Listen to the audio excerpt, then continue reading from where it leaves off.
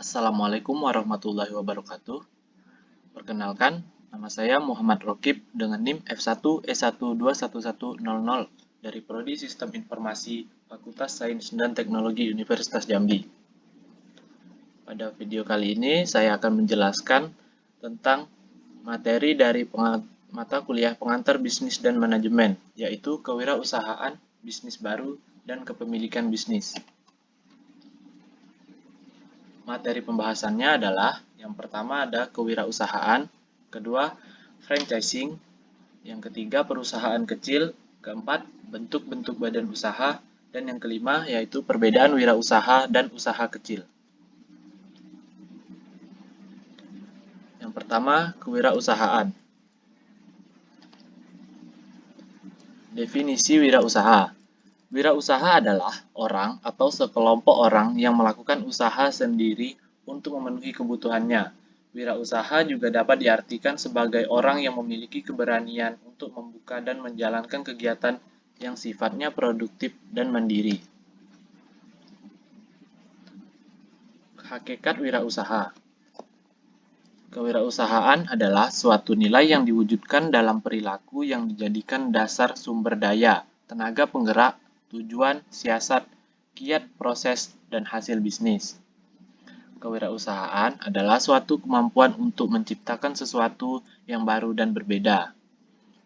Kewirausahaan adalah suatu proses penerapan kreativitas dan inovasi dalam memecahkan persoalan dan menemukan peluang untuk memperbaiki kehidupan. Kewirausahaan adalah suatu nilai yang diperlukan untuk memulai suatu usaha dan perkembangan usaha. Kewirausahaan adalah suatu proses dalam mengerjakan sesuatu yang baru dan sesuatu yang berbeda yang bermanfaat dan memberi nilai lebih. Selanjutnya ada manfaat wirausaha. Yang pertama, sebagai pionir dalam menyediakan lapangan pekerjaan. Kemudian, sebagai kreator utama terciptanya pembangunan bagi lingkungan sekitar. Secara pribadi, dapat menjadi teladan melalui sikap berani mengambil risiko, jujur, tidak merugikan orang lain maupun sikap-sikap terpuji lainnya. Selanjutnya, sebagai contoh pribadi yang taat akan hukum serta peraturan-peraturan yang berlaku lainnya. Kemudian, sebagai pribadi pendidik bagi karyawan yang dipekerjakannya, di mana pendidikan tersebut berupa pendidikan kemandirian, disiplin, jujur, dan tekun. Terakhir, dapat menjadi seseorang yang mampu menjaga keserasian ataupun keselarasan lingkungan, baik dari segi pergaulan maupun dalam hal-hal yang berhubungan dengan kepemimpinan. Selanjutnya ada manfaat wirausaha bagi pembangunan bangsa. Di antaranya, wirausaha sebagai motor penggerak kegiatan pembangunan seperti melancarkan proses produksi, distribusi, dan konsumsi. Wirausaha dapat meningkatkan pendapatan masyarakat serta menyerap tenaga kerja yang pada akhirnya dapat mengurangi tingkat pengangguran dan kemiskinan. Wirausaha dapat membantu pemerintah dalam bidang ekonomi dengan menyediakan barang-barang atau produk konsumsi sehingga ketergantungan pada barang-barang asing akan berkurang. Berikutnya, keuntungan wirausaha. Terbuka peluang untuk mencapai tujuan. Terbuka peluang mendemonstrasikan potensi secara penuh. Terbuka peluang memperoleh manfaat dan keuntungan secara maksimal. Terbuka peluang untuk membantu masyarakat dengan usaha konkret. Dan terbuka peluang untuk menjadi bos. Selanjutnya, kelemahan wirausaha.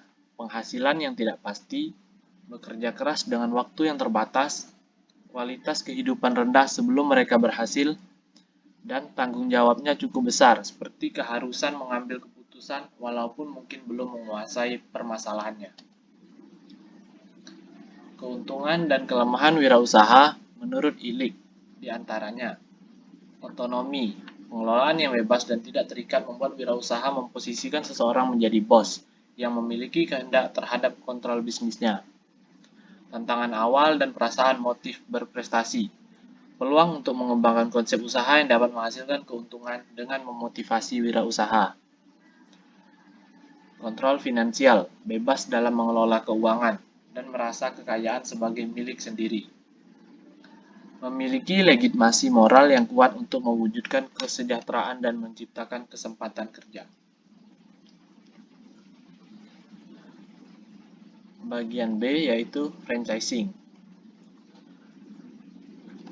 Pengertiannya adalah, Stanford dan Curran mencoba membeberkan definisi umum mengenai franchise, yakni suatu bentuk bisnis yang pada dasarnya terdiri dari sebuah organisasi atau pemilik waralaba dengan paket bisnis yang teruji pasar yang berpusat pada suatu produk layanan. Memasuki hubungan kontrak dengan pemegang waralaba, biasanya perusahaan kecil yang dibiayai sendiri dan dikelola oleh pemilik yang beroperasi di bawah perdagangan nama pemilik waralaba untuk memproduksi atau memasarkan barang atau jasa sesuai dengan format yang telah ditentukan oleh pemilik waralaba. Bisnis franchise dan pengembangan UKM. Bisnis franchise dapat memegang peran penting dalam pengembangan UKM di suatu negara, sebab franchise merupakan bentuk kemitraan antara suatu perusahaan besar dengan UKM sebagai pemegang hak atas pengelolaan gerai dengan menggunakan merek dagang franchisor, beserta berbagai kemudahan bisnis yang ditawarkan. Bisnis franchise sendiri memberikan berbagai kemudahan kepada pendatang baru di dunia bisnis. Apapun produk yang akan ditekuninya, dalam bisnis semacam ini, franchisor mempunyai komitmen untuk memberikan perangkat yang dibutuhkan dalam menjalankan bisnis, termasuk manajerial. Di samping itu, dengan menjalankan bisnis dengan menggunakan merek yang sudah teruji di pasar, itu berarti wirausaha tersebut tidak memulai segalanya dari nol. Peran bisnis franchise terhadap pertumbuhan ekonomi. Bisnis franchise melalui pengembangan UKM mempunyai peran terhadap pertumbuhan ekonomi daerah yang pada akhirnya dapat berdampak pada perekonomian suatu negara. Pertama, bisnis franchise mengharuskan adanya transfer pengetahuan kepada mitra kerjanya. Dalam hal ini UKM, kedua bisnis franchise umumnya menerapkan standaran kualitas tertentu terhadap produk yang dihasilkan, dan kedua hal tersebut tergantung pada masukan dalam proses produksi. Bagian C yaitu perusahaan kecil. Ketentuan usaha kecil. Yang satu, memiliki kekayaan bersih paling banyak 200 juta rupiah, tidak termasuk tanah dan bangunan tempat usaha, atau memiliki hasil penjualan tahunan paling banyak 1 miliar rupiah. Yang ketiga, milik warga negara Indonesia. Keempat, berdiri sendiri, bukan merupakan anak perusahaan atau cabang perusahaan yang dimiliki, dikuasai, atau berafiliasi baik langsung maupun tidak langsung dengan usaha menengah atau usaha besar. Dan yang kelima, berbentuk usaha orang perseorangan, badan usaha yang tidak berbadan hukum, atau badan usaha yang berbadan hukum termasuk koperasi. Ciri khususnya adalah usaha dimiliki secara bebas, terkadang tidak berbadan hukum. Operasinya tidak memperlihatkan keunggulan yang mencolok. Usaha dimiliki dan dikelola oleh satu orang. Usaha tidak memiliki karyawan. Modalnya dikumpulkan dari tabungan milik pribadi. Wilayah pasarnya bersifat lokal dan tidak terlalu jauh dari pusat usahanya. Materi selanjutnya adalah keunggulan bisnis kecil. 1. Inovasi. Untuk berhasil dalam persaingan dengan perusahaan raksasa yang didukung oleh sumber daya yang besar, maka perusahaan-perusahaan kecil seringkali harus menemukan cara baru yang kreatif dalam menjalankan bisnis. Yang kedua, layanan pelanggan yang superior. Perusahaan kecil seringkali dapat beroperasi dengan fleksibilitas yang lebih besar dibandingkan dengan perusahaan besar, sehingga memungkinkannya untuk menyesuaikan lini produk dan jasa yang ditawarkan untuk memenuhi kebutuhan pelanggannya.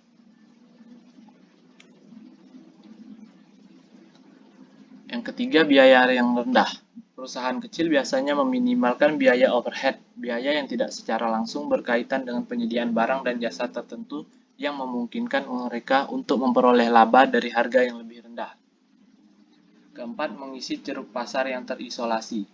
Oleh karena biaya overhead yang tinggi memaksa perusahaan besar untuk menetapkan ukuran minimum bagi target pasarnya, maka ceruk pasar kecil selalu menarik perusahaan kecil yang mau dan mampu melayani. Selain mengisi ceruk pasar yang lebih kecil, beberapa jenis perusahaan tertentu memilih untuk bekerja dengan organisasi kecil. Banyak perusahaan jasa kecil mengilustrasikan hal ini. Kelemahan bisnis kecil. Meskipun perusahaan-perusahaan kecil membawa sejumlah kekuatan ke pasar yang kompetitif, tetapi mereka juga memiliki kelemahan dalam bersaing dengan perusahaan yang lebih besar dan lebih mapan. Perusahaan kecil dapat menemukan diri mereka sendiri dalam keadaan rentan selama kondisi kemunduran perekonomian. Mereka baru mengakumulasi sumber daya yang lebih sedikit dibandingkan dengan pesaingnya yang lebih besar guna melindungi diri dari penurunan penjualan. Bagian D, bentuk-bentuk badan usaha. Yang pertama ada perseorangan. Perusahaan perseorangan merupakan perusahaan yang dimiliki oleh perseorangan. Kelebihan perusahaan jenis ini selain pendirinya mudah adalah tidak memerlukan organisasi yang besar, tetapi cukup dengan organisasi dan manajemen yang sederhana. Pimpinan perusahaan perseorangan biasanya pemilik usaha yang sekaligus menjadi penanggung jawab atas segala aktivitas perusahaan, termasuk kewajiban terhadap pihak luar. Firma. Firma adalah perusahaan yang didirikan oleh dua orang atau lebih yang kemudian menjalankan perusahaan atas nama perusahaan. Tujuan firma adalah untuk mencari keuntungan, perolehan dana dari pihak luar cukup memungkinkan dan relatif lebih mudah dibanding perusahaan perseorangan. Kemudian perseroan komanditer. Perseroan komanditer atau sering disingkat dengan CV merupakan persekutuan yang didirikan atas dasar kepercayaan. Dalam perseroan komanditer terdapat beberapa sekutu yang secara penuh bertanggung jawab atas sekutu lainnya. Ada satu atau lebih sekutu yang bertindak sebagai pemberi modal. Perusahaan berbadan hukum CV dijalankan oleh seorang sekutu aktif dan bertanggung jawab atas semua risiko atau kewajiban kepada pihak ketiga. Tanggung jawab ini juga sampai kepada penggunaan harta pribadi apabila harta perusahaan tidak cukup untuk menutupi kewajibannya. Tujuan pendirian CV adalah untuk mendirikan peluang bagi perseorangan untuk ikut menanamkan modal dengan tanggung jawab terbatas. Selanjutnya perseroan terbatas, bahwa perseroan terbatas merupakan suatu badan hukum perusahaan untuk melakukan suatu kegiatan. Pendirian perseroan terbatas dilakukan atas dasar suatu perjanjian antara pihak-pihak yang ikut terlibat di dalamnya. Pendirian perseroan terbatas didasarkan atas kegiatan atau usaha tertentu yang akan dijalankan. Pendirian perseroan terbatas dengan modal yang berbagi dalam bentuk saham. Perseroan terbatas harus mematuhi persyaratan yang telah ditetapkan dalam undang-undang serta peraturan pemerintah lainnya. Kemudian perusahaan negara. Perusahaan negara atau PN adalah perusahaan yang didirikan berdasarkan undang-undang. Perusahaan negara dipimpin oleh seorang kepala atau direksi yang diangkat oleh pemerintah. Perusahaan negara dibagi atas beberapa jenis, antara lain perusahaan jawatan atau perjan, perusahaan umum atau perum, dan perusahaan perseroan atau persero. Selanjutnya perusahaan daerah. Perusahaan daerah merupakan perusahaan yang didirikan dengan suatu peraturan daerah. Modal seluruhnya atau sebagian besar milik pemerintah daerah yang dipisahkan, kecuali dan ketentuan lain atau berdasarkan undang-undang. Kemudian ada yayasan. Yayasan merupakan badan usaha yang tidak bertujuan untuk mencari keuntungan dan lebih menekankan usahanya pada tujuan sosial.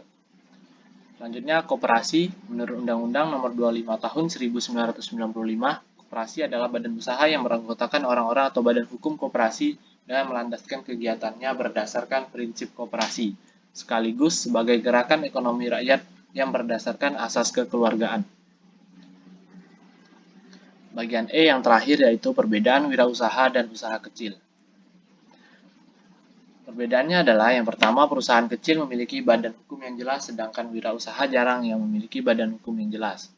Kedua, bisnis kecil sangat bergantung pada lingkungan pasar. Dari sistem manajerialnya pun berbeda. Sistem manajerial kewirausahaan lebih baik dibandingkan sistem bisnis kecil.